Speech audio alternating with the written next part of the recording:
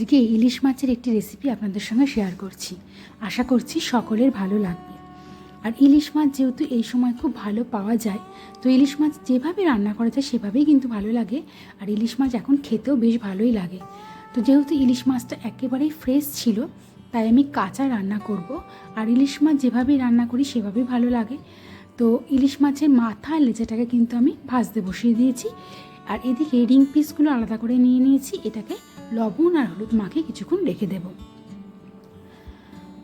কাঁচা অবস্থায় ইলিশ মাছের যেটুকু গুণ আছে, ইলিশ মাছ কিন্তু হেলদি মাছ, তো ইলিশ মাছের যেটুকু প্রোটিন বা ভিটামিন আছে কাঁচা অবস্থায় কিন্তু পুরোটাই পাওয়া যায়।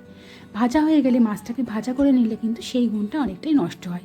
তাই ইলিশ মাছ কাঁচা অবস্থাতে খেতেও ভালো লাগে আর শরীরের পক্ষেও কিন্তু হেলদি। তো মাছটাকে খুব ভালো করে লবণ হলুদ মাখিয়ে নিচ্ছি।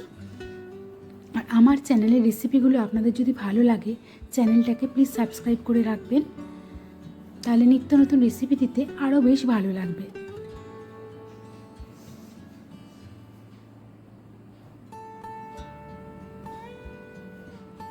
তো মাছটাকে এদিকে ম্যারিনেট করে আমি রেখে দিচ্ছি, ততক্ষণ একটা মশলা আমি বানিয়ে নেব। এখানে আমি নিয়েছি সাদা সর্ষে আর কিছুটা নারকেল বেটে নিয়েছি। আপনারা সাদা কালো দু রকম সর্ষে নিতে পারেন, তবে সাদা সর্ষে নিলে কিন্তু বেশি ভালো লাগবে। কালো সর্ষে যেহেতু একটুখানি কালো কালো যেগুলো থাকে সেগুলোকে ছাঁকনি দিয়ে ছেঁকে নিলে ভালো হয়। তো এখানে নারকেল, কাঁচা লঙ্কা আর সর্ষে বেটে নিয়েছি। এবার এর মধ্যেই আমি দিয়ে দেবো পরিমাণ মতো লবণ, হলুদ।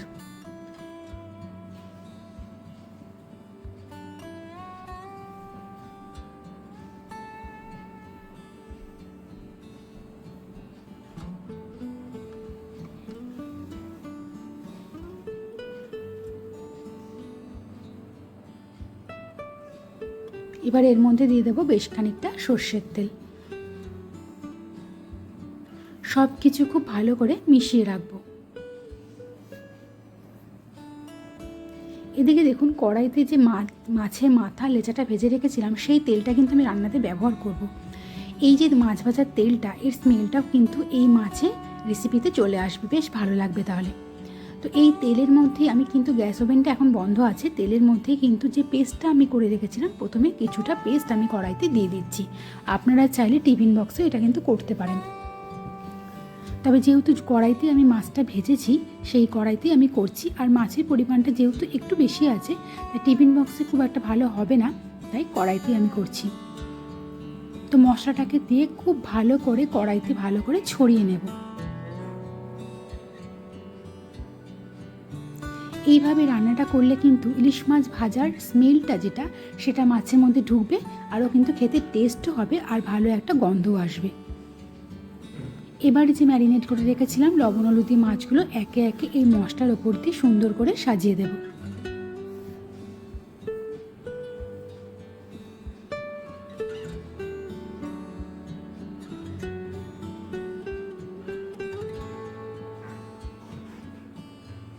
রেসিপিটি আপনারা অবশ্যই ট্রাই করবেন।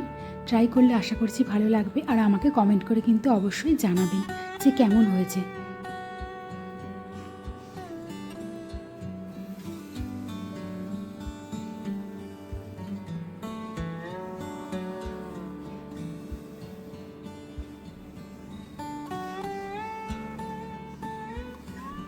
সব মাছগুলো আমি দিয়ে দিয়েছি। এবারে যেটুকু পেস্ট আছে সেইটুকুনো পেস্ট কিন্তু মাছের ওপর দিয়ে দেবো।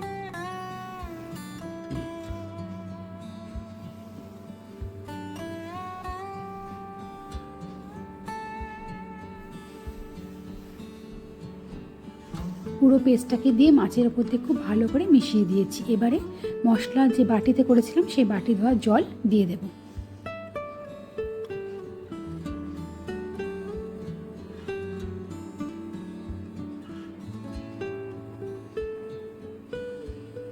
এবারে এর ওপর দিয়ে বেশ কয়েকটা কাঁচা লঙ্কা দিয়ে দিচ্ছি। কাঁচা লঙ্কা আমি এর আগে বেটেও দিয়েছি। খুব বেশি কিন্তু রান্না করতে সময় লাগে না, একটু ঢাকা দিয়ে মোটামুটি 5 মিনিট ফুটিয়ে নিলে কিন্তু ইলিশ মাছের এই ভাপা বলুন বা ঝাল বলুন একেবারে রেডি। গ্রেভিটা দেখুন এতটুকু ঘনত্ব আমি রেখেছি, চাইলে আপনারা আরেকটু ঘন করতে পারেন, তবে এটা ঠান্ডা যত হবে ততই কিন্তু ঘনত্বটা আরও বেড়ে যাবে। তো রেসিপিটি কেমন লাগলো অবশ্যই জানাবেন, ভালো লাগলে কিন্তু চ্যানেলটাকে সাবস্ক্রাইব করে রাখবেন।